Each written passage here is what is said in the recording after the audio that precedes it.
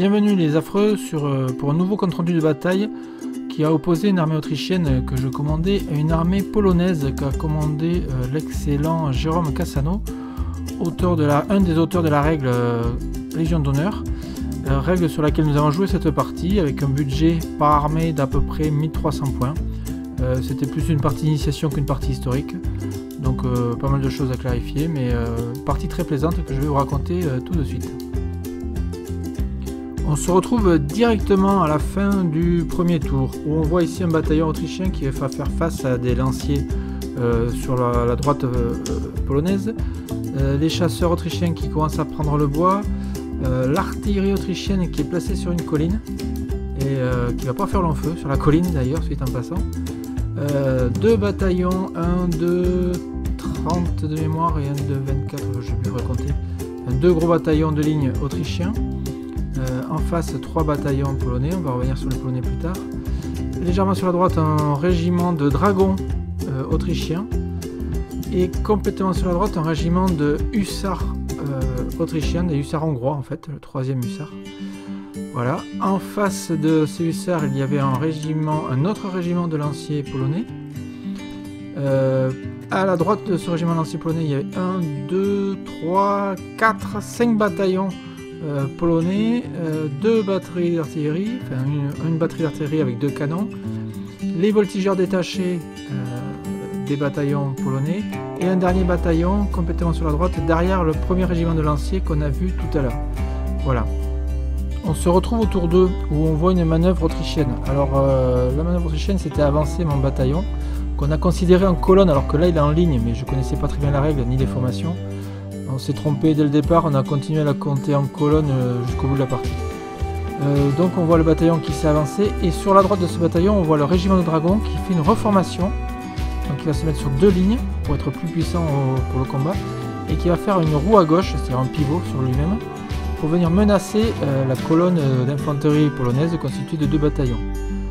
Donc les bataillons vont être un peu bloqués, ils vont devoir se mettre en carré, enfin, ils vont tenter de se mettre en carré, mais ils vont pas en avoir besoin parce qu'en fait le dernier carré, le 3e bataillon qu'on voit un peu plus loin qui est déjà en carré, va grâce aux cartes, bonnes cartes qu'avait Jérôme par rapport à moi, va pouvoir faire un tir contre le régiment de cavalerie, et il va empêcher complètement la charge que j'avais prévu de faire au début du tour suivant.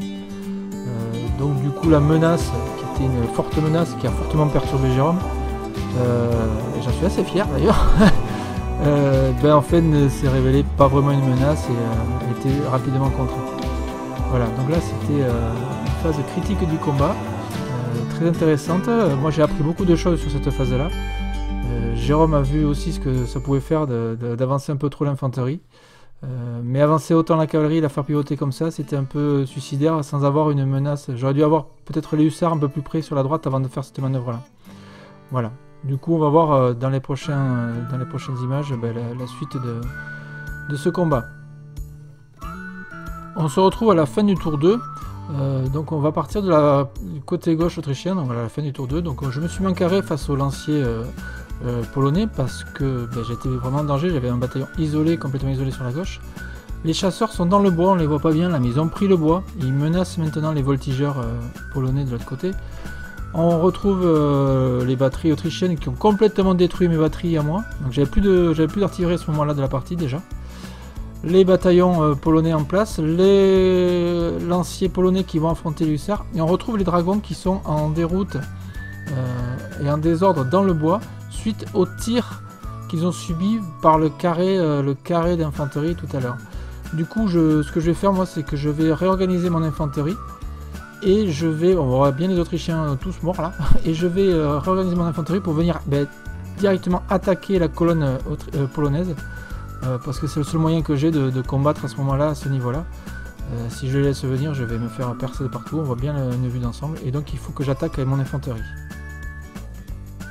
On se retrouve pour le combat d'infanterie où on voit le bataillon autrichien qui est venu charger les 2 bataillons polonais. Un premier bataillon avait un ordre de réception de charge et pas le deuxième. Du coup, il a échoué à son test. Du coup, celui qui n'avait pas la réception de charge va partir en fuite sur la charge autrichienne et va entraîner les tests des 2 bataillons qui l'entourent. Ces tests vont être des échecs et du coup, tous ces bataillons, il y a 3 bataillons polonais qui vont partir en fuite ce qui fait que le centre autrichien va être plus ou moins percé. C'est-à-dire les bataillons partent en fuite avec un D6 plus la distance, et le centre va se dégager pour moi. Malheureusement, je n'ai qu'un seul bataillon restant pour pouvoir optimiser cette percée. Donc on se retrouve à l'issue des combats où on va voir les mouvements de fuite. Donc Jérôme jette un dé qu'il rajoute à sa distance de mouvement, ça détermine la distance de fuite. Donc le premier bataillon va fuir, le deuxième qui va tester et qui va échouer va devoir fuir aussi, et le troisième sur lequel il pose son maître ruban, hein, lui aussi va fuir suite au test qu'il a raté.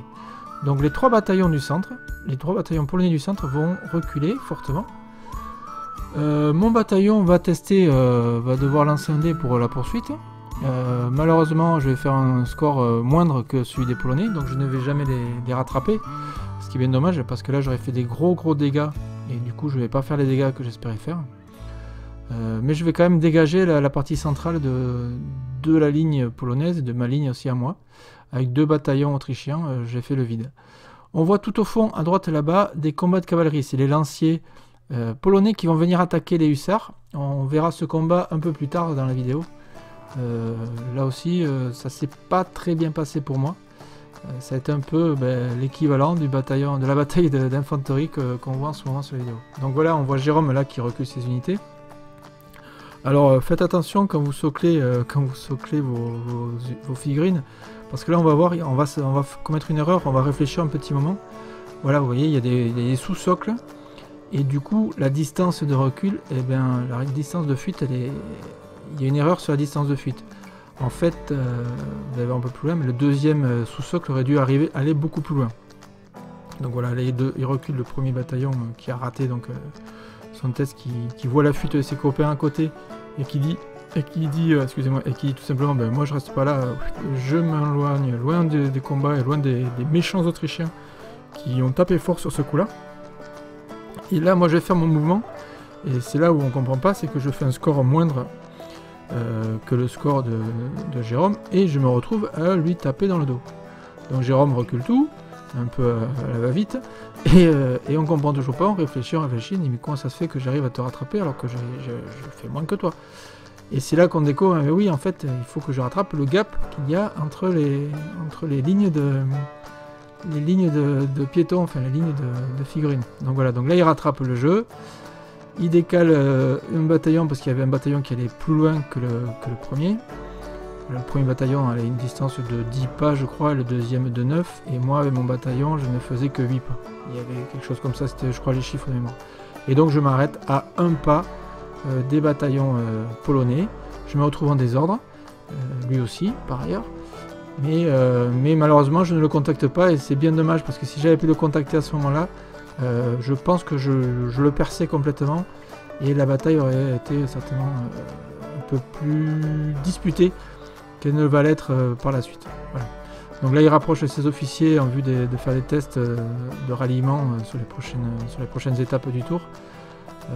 Je sais plus comment ça s'appelle dans Légion d'honneur, c'est pas des ralliements, c'est un nom bien spécifique. C'est la particularité de la règle Légion d'honneur, c'est qu'ils ont donné des noms spécifiques, des points qu'on connaît d'habitude sous ralliement et autres sur d'autres règles. Ici on se retrouve sur le combat de cavalerie dont je vous parlais tout à l'heure, c'est-à-dire les hussards hongrois à droite qui vont charger et subir une contre-charge des lanciers polonais. Donc je vais pas vous détailler les calculs parce que premièrement, je m'en souviens plus, et 2, ça va être un peu trop long à vous détailler dans la vidéo. La seule chose que je peux vous dire, c'est qu'il y avait un écart de 7 ou 8, je crois que sur le combat, il me détruit quasiment la moitié du régiment sur le combat, et donc du coup je pars directement en fuite. Donc là c'est les calculs qu'on fait, vous voyez les doigts de Jérôme qui tapent sur la table pour calculer tout ça, mais je pars directement en fuite sur ce combat là, et donc je perds quasiment toute l'aile droite, parce que la seule chose qui me reste c'est le régiment de dragons qu'on voit dans le bois, qui était en déroute à ce moment là, qui est parti se réfugier dans le bois, où je vais réussir à les rallier, mais ils seront quand même pas dans un bon état, et puis de toute façon ça sera un peu tard pour rattraper tout ça, parce que les lanciers polonais vont faire le trou, vont détruire complètement ma cavalerie hongroise qui va devoir sortir la table sur le mouvement de fuite. Et donc j'ai mon aile droite qui est, comme on dit, en l'air, c'est comme ça qu'on disait à l'époque. Et lui, il va avoir son régiment de lanciers qui est tout frais, quasiment pas usé, et qui va venir du coup menacer tous mes arrières. Donc la partie est quasiment jouée sur ce coup-là. Déjà le coup d'avoir perdu les dragons sur les tirs, ça m'a bien affaibli l'aile droite. Et dans le tour qui suit, le fait de perdre complètement le régiment de hussards, ça finit d'achever mon aile droite. Qui va se percer de partout et qui va permettre aux lanciers polonais de contourner le bois et de venir menacer la droite autrichienne et l'arrière autrichien surtout. Allez, je vous mets le son d'ambiance où vous allez entendre Jérôme qui va m'expliquer la fuite, la déroute et ce que c'est qu'une unité dissoute dans la règle Légion d'honneur. L'unité était dissoute, c'est quoi ça? C'est détruite en fait, c'est ça? En fait, c'est en déroute. Le mot déroute, déroute, ça veut dire que tu les rallieras plus jamais, qu'ils restent sur la table, ils fuient jusqu'à atteindre le bord de table. Genre tes artilleurs, tu ne peux pas les faire, mais normalement, on les fait se déplacer. Pourquoi il faut les laisser sur la table? Parce que s'ils sont là et qu'ils déroutent, ils vont traverser, ils vont faire tester tout le monde. Et toi, tu poursuis donc 2d6 plus 7 et 9, 16 pas. Donc je vais avancer de 16 pas avec une fatigue et un désordre. Non, faut que je reste sur place. Parce que j'ai un repos. 5 c'est juste 5 sur 2 dés. Imaginez que lui peut rester là. Lui il peut se tourner. Il faut déjà qu'il se reforme. Vous pouvez faire plein de trucs. Donc du coup je sacrifie une. On se retrouve en fin de partie où on voit les deux bataillons autrichiens qui ont pris le centre, qui vont se protéger tant qu'ils peuvent des attaques polonaises. On voit les lanciers polonais qui ont tourné la droite autrichienne, qui sont derrière le bois menaçant. On revoit donc les bataillons autrichiens, on voit les bataillons polonais qui se reforment à l'arrière et qui pourraient revenir dans la partie. Bon, on a arrêté là, mais ils auraient pu revenir. L'artillerie polonaise qui a pivoté, mais qui n'a pas servi à grand chose finalement, à part au début, à détruire mon artillerie, mais après elle n'a plus servi à grand chose, c'était une petite erreur de Jérôme. Les voltigeurs polonais qui ont chassé les chasseurs, c'est le cas de le dire, qui les ont repoussés et fait fuir à travers le bois. Mon carré autrichien qui tient tant qu'ils peuvent devant la menace de la cavalerie. Et voilà, donc on va avoir une vue d'ensemble de tout ça. L'artillerie autrichienne qui a complètement disparu dès le tour numéro 2. Et du coup, j'avais plus grand chose pour tenir, donc on s'est arrêté là. Ça ne servait plus à grand chose de continuer, je me serais fait laminer lamentablement. Mais voilà, donc j'ai fait tout ce que je pouvais pour tenir le coup. Petite vue en gros plan de l'aile gauche autrichienne où on voit les chasseurs qui sont complètement déroute à travers le bois, chassés par les voltigeurs polonais. Donc c'était histoire de voir un peu en gros plan les figurines, les belles figurines de Jérôme. Un peu plus sur la droite du bois, on voit un bataillon polonais qui va venir menacer la gauche. Les lanciers polonais qui sont là en attente parce qu'en face d'eux, il y a un beau carré autrichien de grenadiers autrichiens.